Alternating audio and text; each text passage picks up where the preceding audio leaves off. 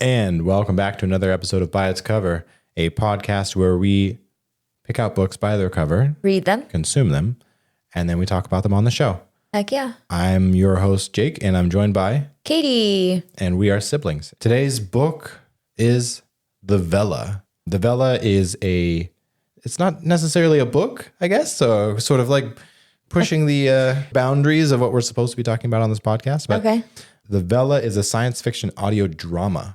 It's produced by Realm and Serial Box Studios. Oh, I see. Yeah, so go ahead and describe the cover, Katie. Heck yeah, it's beautiful.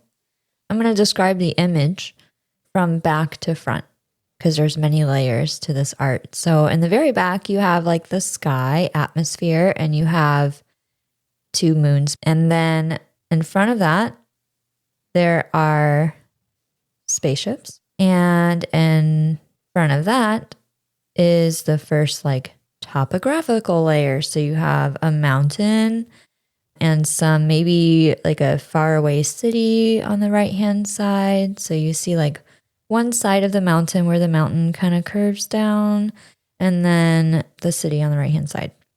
And then in front of that is this weird, maybe a space base or a radio station. It's hard to tell because it does have like a little satellite thingy. What are those things called, Jake? Satellite dish. Dish. That's the word I'm looking for. Dish. Thank you. So maybe a space base with a dish. Looks pretty cool. It's kind of like a red, orangey color. And the ground around that base is kind of also like a light yellow or orange. And then there seems to be, maybe from this distance, it looks like purple or pink plants or orange plants, maybe. And then in the layer in front of that, there's like a cliff where the viewer of this artwork is, or the person who's doing the artwork is right there. And there's some kind of like ferny kind of plants or palms. And there are two people on the cliff kind of looking out over all of this landscape. And it says Realm, the Vella. Correct. Okay. Okay, so in The Vella, there's 4 authors. So it's not one author. You have Yoon Ha Lee, you have Becky Chambers, S.L. Huang, and Rivers Solomon. And it's narrated by Robin Miles. So I want to make sure I give credit to all 4 authors because it's not just one. Yep. And I want to give credit to Robin because she freaking nailed it. Awesome. Yeah. Okay, so Wait, how did you pick this out? There is red on this cover. I was not tricked by smut. Okay. I finished From Ash and Blood, and I was still outside in my yard working, and I needed something else to listen to. And so I pulled up the library, available now audiobooks. I looked explicitly for not explicit content. I don't know how to pick books, apparently. And I thought, okay, the Vella looks dope. Like, I don't see any wieners on the cover, so it must not be a smut, right? Right. I wish they were all obvious, like the pussy next door. Right. That one was really obvious. Right? From I Blood feel like and you Ash. get pulled into smut on accident a lot, and it's funny at this point. I don't know how to pick a book. Must be the contrast of the colors, like the red contrast. I don't know. Study my brain, I guess. Okay, so The Vella, it is a science fiction book. Okay. And I'll describe the universe first, and I'll describe the story. Okay. Because the story tells the universe, but I kind of need to tell about the universe first. Imagine a solar system where there's 3 planets that all exist within the Goldilocks zone and host humanoid life. In fact, they host human life. Each planet has its own species of human, but they're really subtle differences, kind of like different ethnic oranges. Oranges? Oranges. Different ethnic oranges. Origins. The closer you go to the sun, in the order of 3 planets, the more powerful that planet's people are, the higher class they are. Okay. The further from the sun, the lower class they are. The president of the solar system is in the planet closest to the sun. The middle planet is more the general of the military exists on that planet. And then the third planet is just low income folk. You follow me so far? Yeah, I follow you. I have a question. What's that? I'm not going to ask. No, ask a question. So theoretically, like human life developed on, I would imagine on one of these planets and then eventually spread out. Because I think that I don't know, maybe not as likely for three planets to carry the same form of human life, you know? So I feel like historically, maybe the people would have been on one planet and then they developed space exploration and then they discovered these other two planets that they could live on. Okay. That's correct. And then what I don't understand is at what point did they decide to redistribute themselves based on class? I'm going to tell you. Okay. What happened was these people grew up on one planet. Uh-huh. They moved to another planet and to another planet because they sort of ran out of space and resources. The planet closest to the sun started to harvest the sun. And that created this divide between people because the sun is now getting smaller, which is pushing that third planet out of the Goldilocks zone. Oh, whoa. Yes. Cool. Yes. And they're harvesting it at a rate that is really fast. They need it for power, for space, fuel, I don't know, like energy in quotes.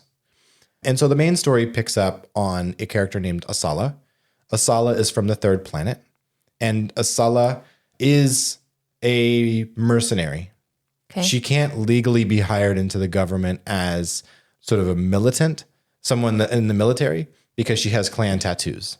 And clan tattoos are really popular with people from Asala's planet. It's not like a gang. It's more like, you know, a rite of passage or ritual, a cultural thing. Yeah. That is looked down upon. Yes, by upperclassmen. Wow, that sounds so familiar. I sound so familiar. Right.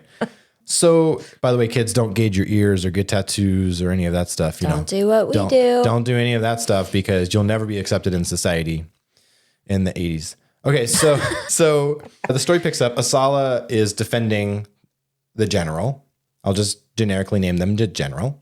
Okay. And the general is sort of like belligerent, very nationalist, believes that their planet is best planet, you know, all of that stuff. They're in space. They are currently on the general's planet. Okay. And so Asala goes bang, bang, shoot, shoot, kills a bunch of guys that are trying to kill the general. Okay. And she's like, this is too easy. It can't be that easy. There must be another attack vector. And so she meets with the president. She's like, President, I don't believe that this attack today was the only attack on the general. I think there's going to be another attack. Right. And the president's like, okay, talk to the general. And so she talks to the general, and the general is like, what do you mean it's not the only attack? Why don't you just do your job? And Asala says, I'll do my job if you give me access to your ship because something weird is on that ship. And the general says, no way am I getting you access to the ship. And it kind of goes on. Okay. Okay. She gets access to the ship. Okay. And she's followed by Niko. Niko is the president's son. Niko is a hacker. Niko empathizes with Asala's culture and is like, yeah, I understand where you're from and stuff, you know, woke. And she's like, back the fuck up. You don't know me, bro. So, so these two sort of opposing viewpoints go to the general ship and they figure out that, yes, there is like an entire cargo hold full of refugees on that ship trying to escape the third planet because everyone's trying to run away from that planet. Right. Asala got very lucky that she was hired. No, that she was able to, as a kid, take refuge on a ship and sneak into another place because everyone's trying to leave that planet, but there's not enough space for everyone on one planet to go to another planet. Oof.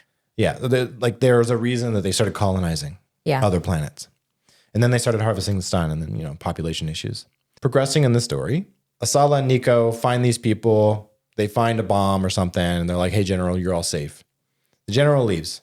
The president says, good job, Asala. I wish I could hire you and give you a medal, but I can't because you're a clanny. And Asala's like, no problem. Then the president says, I have another job for you. Okay. You and Niko need to go find the Vella. The Vella is a refugee ship coming from Asala's planet. And it got lost. Somewhere along the way, it disappeared. Okay. And if they don't make it in time, then it's going to take them 17 years to get here instead of 1 or something like that. Because of the way that planets move and the way that they can jump planets and everything. Using gravity is like, you know, planet, like when you, warp around planet, Orbits. Yeah. Space junk. Yeah. So it's a refugee ship from the third planet. Yep. Why does the president care about it if he's upper class? Because he is up for re-election. And he wants to look good by saving those people on that ship. That's correct. Okay, got it. Yep. So Asala says, no freaking way am I going with this junior. And Junior says, I know your people and I empathize with you. And she's like, bro, back off. And they go look for this other planet together. It's the ship together, the Vela together. All right. They get on the ship and they're traversing through space. Somehow they pick up the general. They're not allowed to tell the general what's going on. Niko is trying to hack the general while they're on the way to find the Vela. And the general's like, don't hack me, bro. And he's like, I'm going to hack you because I don't like the way that you treat the third planet people. You know, he's a teenager. So anyway, they drop off the general after a lot of drama. And Asala and Niko finally land on Asala's planet. And Asala realizes that it's been so long since she's been on her planet that she doesn't fit in anymore. Her primary language dialect is like not vibing. She's forgetting some words and stuff. And Niko's like, yo, I got a contact and we can sort of talk to them. And Asala's like, oh, how do you have a contact on my freaking planet? Right. And they start to become friends gradually, right? Right. They start to become friends. They go and they talk to Niko's contact that said that the Vela was on the planet, then left the planet, and no one knows where it went after that. But there's some guy that was selling rocket fuel, high premium rocket fuel. So they're like, what the fuck? How could this guy be selling rocket fuel? There's no spacecraft on this planet. Otherwise, everyone would be getting off. Right. So she goes, they sneak into the prison. Asala sneaks into the prison. They talk to the guy. The guy is like, yeah, we were on that ship. And then this physicist started fucking with shit and kicked us off. And it turned into a whole mutiny. So I ran off with some rocket fuel and I sold it. And now I'm in this prison, but I won't be for long. And Asala's like, what do you mean? He's like, you're getting me out of here. And then the alarms start going off and she runs away and leaves him in the prison. So Niko and Asala, they're now wanted on this planet because they got caught escaping from prison that they weren't in. Great. Breaking in and out of prison. And they're running really fast away from some like AI robot cops. And they hop on a refugee ship and they get off the planet. Okay. And they land in a place called Camp Gala. Camp Gala is a large non-moving spacecraft that's in orbit around the second planet. Everyone's really flocking from third planet to second planet because third planet is dying really fast. Right. It's so cold, nothing can live there. And really in about 100 years, it's going to be frozen solid. Right. So everyone's going to die. So they're in Camp Gala and they're like, hey, have you heard of the Vela? And the lady, the director of Camp Gala says, no, wink. And so they're like, odd. What do you know that we don't know? So Niko and Asala do some digging and they find out that the Vela is actually on Camp Gala. Okay. It has been integrated into Camp Gala in a way that it doesn't really look like it should be there. Okay. There's like warning stickers that says, don't go to this part. It'll fall apart. And the Camp Gala, by the way, filled with refugees. It takes 600 hours to be given a number. And then you have to wait months to be seen by some immigration person in order to get down to the primary planet. It's a nightmare. Wow, this is hitting really hard. Yeah. So Asala and Niko, they find the Vela. They get on the Vela. Okay. They go into the ship. And what do they find? A weird cube thing that looks like it's responsible for controlling gravity on the ship, which is normal. But it's like weirdly four-dimensionally inverting on itself. And if you look at it too long, then you get nauseous. And they're like, what the fuck is this? And so they do what anybody would do. They take it and they run with it. Oh, no. Wait, so is the physicist trying to design this to be a second sun for that planet? Nope, not telling you yet. Or implode the sun or whatever so that all of the sun gets bigger again? Not telling you, but you're on the right path. Maybe it attracts some of the gases from the sun to create a second, okay, go ahead. You're on the path of the physicist is trying to do something to help people. Yeah, okay. So Asala and Niko are running away now again. They haven't stopped running. Right. Up until this point. They're exhausted. They Son of the president. Son of the president, who doesn't have internet service because you can't actually pull power to power your handheld from Camp Gala because it's so fragile it might fall out of the sky. Whoa. Yeah, it's bad. Okay. So Asala, Niko and Asala, they're running around Camp Gala with this cube in their pocket. They're trying to run away from sort of mercenaries that are trying to go and essentially apprehend them and the thing. Mm-hmm. And they do get apprehended. And Niko comes out and says, I give up. And Asala's like, what the fuck are you doing? Like, damn it. So she comes up. She's like, I give up. Does he come clean at this point about why he has a contact on the third planet? No. Good IQ, though. Niko and Asala go and they meet with somebody who is sort of like a merchant. Okay. They go and meet with somebody that's a merchant. They have all of this really fine art from the third planet that is going to be destroyed if it was left there. And it's really important culturally to everyone. This woman is in a wheelchair and says, the thing that you hold in your pocket is a wormhole device. It will teleport people off of this planet to another solar system. Cool. We don't want anyone else to have it because they left us behind on that third planet. Fuck them. And we're going to leave them behind on this planet. And Niko says, sounds good. I sign up. And Asala says, wow, that was kind of fast. And no, I need to think about it. So the person lets them keep the cube for whatever reason, because they have blueprints and all that stuff. And Asala decides that she needs to talk to the physicists themselves. Niko and Asala go down to the planet to go find the physicist because they've learned that the physicist is on the planet. They need to go figure out, okay, are you actually going to leave everyone behind? Because that's not fair. Right. That's what first planet did to third planet. Right. What about second planet? I mean, eventually they're going to succumb to the same thing. That's correct. So everyone in the solar system has interest in the wormhole creating device. Who knows about it? The president. What? The president knows about it. Does that mean the president's son knows about it? The president's son knew about it too. The president didn't actually care about the refugees. He cared about that. He wanted the cube that was on the Vela. Niko cares about the refugees and wants the cube because he was secretly working with the merchant to go and take the cube from the Vela and hopefully get Asala on his side. Wow. Yeah. Wild. Yeah. They go down to the planet. They find the physicist. The physicist is like, I'm working on ships to get people out off of Camp Gala who are refugees to another solar system and fuck everyone else.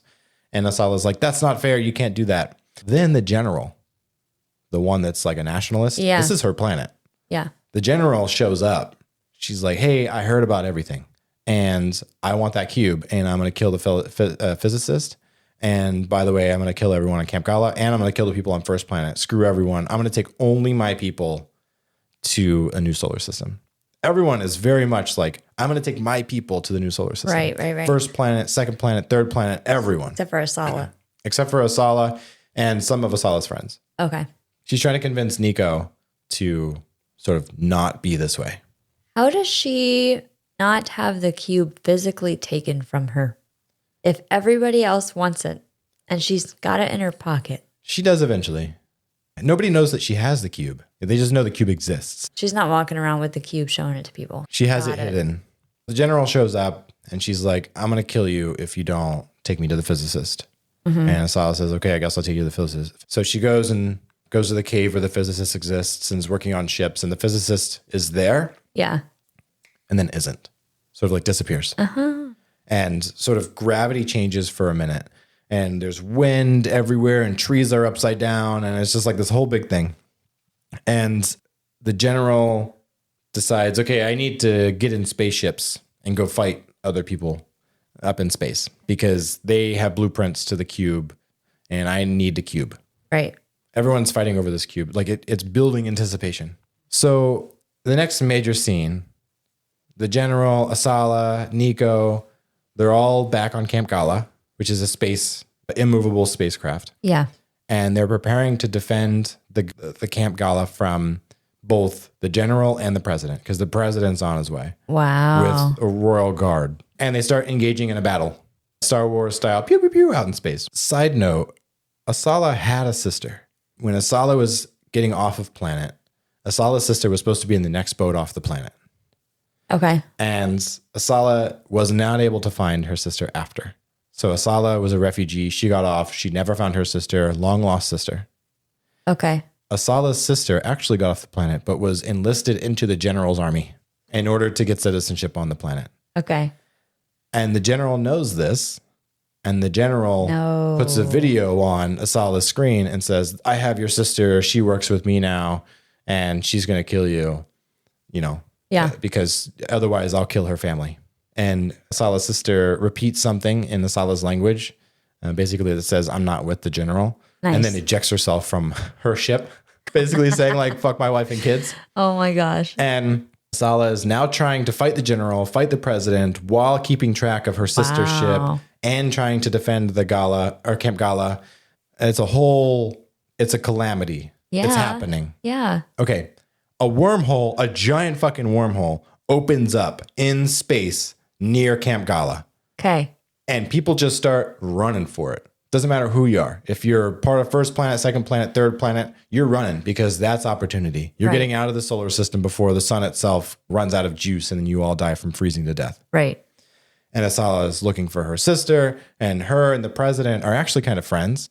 And Asala's like, I can't believe that you would leave everyone behind. And the president was like, I know that you don't understand, but I'll tell you what, I will defend Camp Gala against the general, and then we'll figure something out later. And so Asala and the president of the first planet are now fighting against the general, who's just gone blood crazy, Okay. killing everyone. And a physicist from the general's planet says, hey, by the way, wormholes have a ton of gravity, and your planet is drifting towards the wormhole right now. Oops. And everyone's going to die on your planet. My God. It's fucking crazy. What? It is wild. So all planets are going to die except for first planet. Second planet's going to die real soon because it just got knocked off of its axis. Oceans are changing, tsunamis, like all weather pattern. Like there's no communication on that planet anymore because all the satellites have been knocked off course. So then Asala says, fuck this shit, and goes and gets her sister. On the path to getting her sister, her and the president are fighting against some of the generalist ships, and the president's ship gets hit by Asala's ship on accident. Yeah, so Asala accidentally hits the president's ship. Oops. Yeah. And he's like, hey, I'm going to die. And she's like, don't be stupid. I'll come get you. And he's like, no, my mask is cracked. And so it's this really like sad scene because that's Niko's dad. And Niko doesn't know all this is happening, but he sees a little blip on on their computer. Oh. Yeah. And what he sees is Asala's ship and their dad's ship. Miscommunication. And then their dad's ship disappears. Miscommunication. And so Niko is very much sort of beside themselves. Yeah. They're on the ground and they're crying and they're like, it's just not worth it anymore. And towards the end of the book, Asala gets her sister, Dio, and it's like, screw this, I'm going through the wormhole. I'm no longer friends with Niko because I just killed their dad. Gets Dio into her ship, and Asala and Dio run off into the sunset.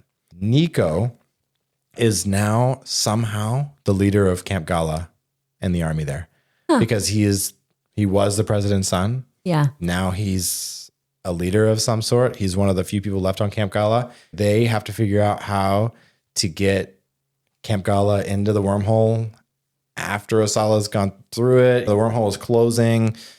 The general's army is defeated. The general's people are dying. Man. So it kind of left you at a cliffhanger there. And that's the end of the Vela. I am sucked in. I want to know what happens next. So they're currently working on, I think it's called the Vela Survivors, which is going to be a new set of authors produced by the same company, probably going to be the same narrator. And I don't know when it's going to come out, but I'm really looking forward to it because that was one heck of a cliffhanger. An entire solar system is dying. People are running through a wormhole. That is so cool. Like, it is wild. Do you think they'll make this into a movie one day? I really hope or so. Or a show? I'm going to go out on a limb and say, I honestly think that this is better than Star Wars. I don't like Star Wars in general, but I think this is a better... The universe, maybe? A more relatable universe. I definitely don't have Jedi powers, and so I don't relate to Jedi powers. Also, anyways, I can go off on Star Wars. Mary Poppins, I'll just say. You know. Okay. So is there anything you didn't like about this book? No, it was good. Who would you want to read this book? I think anyone really that has an interest in science fiction, this is a pretty good sort of sci-fi No drama. smut free? It was completely smut free. Heck yeah. Absolutely smut free. There was one scene where Asala was making googly eyes at some woman at the bar, but it was conversation flirt. Okay. It wasn't smut. Cool. Perfect. Yeah. That's pretty much it. What's our next book, Katie? I don't know. Are you sure that this is the next one? Yeah, read that. Legends and Lattes by Travis Baldry. I'm really looking forward. Are you sure that's our next one? Yep. I don't think so. No, I'm decided. You have decided that's the next one. Yep. Anyway, we'll catch you in the next episode of By Its Cover. Thank you all for listening. You're welcome. Bye. Bye.